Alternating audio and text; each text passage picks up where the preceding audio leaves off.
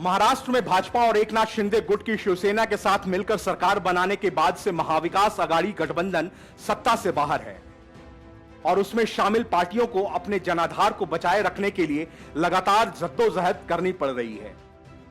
अधिक सीटें होने के बाद भी अपना मुख्यमंत्री न बनाना और एक मराठा को मुख्यमंत्री बना देना भाजपा के इस दांव से सबसे बड़ा झटका एनसीपी और उसके मुखिया शरद पवार को लगा है। इसलिए शरद पवार अब अपनी पार्टी के अस्तित्व को बचाए रखने के लिए एक पुराने दांव पर उतर आए हैं जो महाराष्ट्र की राजनीति में अक्सर खेला जाता रहा है।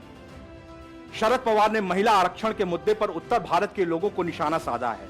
हालांकि पवार ने सीधे तौर पर मराठा बनाम उत्तर भारतीय राजनीति को हवा नहीं दी है, लेकिन जिस तरह से उन्होंने महिला आरक्षण के मुद्दे पर उत्तर भारत के लोगों पर निशाना साधा है, इससे इनकार नहीं किया जा सकता कि आने वाले वक्त में उनकी पार्टी अन्य मुद्दों पर भी उत्तर भारतीयों को कोस सकती है।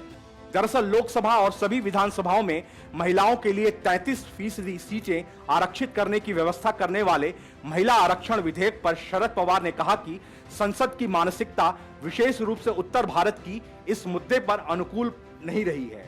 पवार ने कहा कि उत्तर भारत और संसद की मानसिकता लोकसभा या विधानसभाओं में औरतों को आरक्षण देने के फिलहाल अनुकूल नहीं लगती है। उन्होंने आगे कहा कि मुझे याद है कि जब मैं कांग्रेस में लोकसभा सांसद था तब भी मैं संसद में महिलाओं के लिए आरक्षण के मुद्दे पर बात करता था। एक बार अपना भाषण पूरा करने के बाद मैं पीछे मुड़ा और देखा कि मेरी पार्टी के अधिकांश सांसद उठकर चले गए।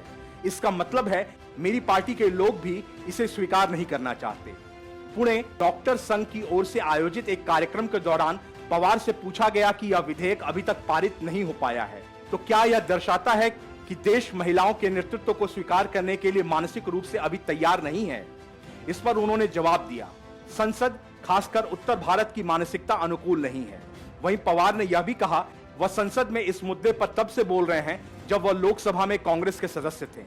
शरद पवार ने कहा कि जब मैं महाराष्ट्र का मुख्यमंत्री था तब स्थानीय निकायों जैसे जिला परिषद और पंचायत समिति में महिलाओं के लिए आरक्षण की शुरुआत की गई थी।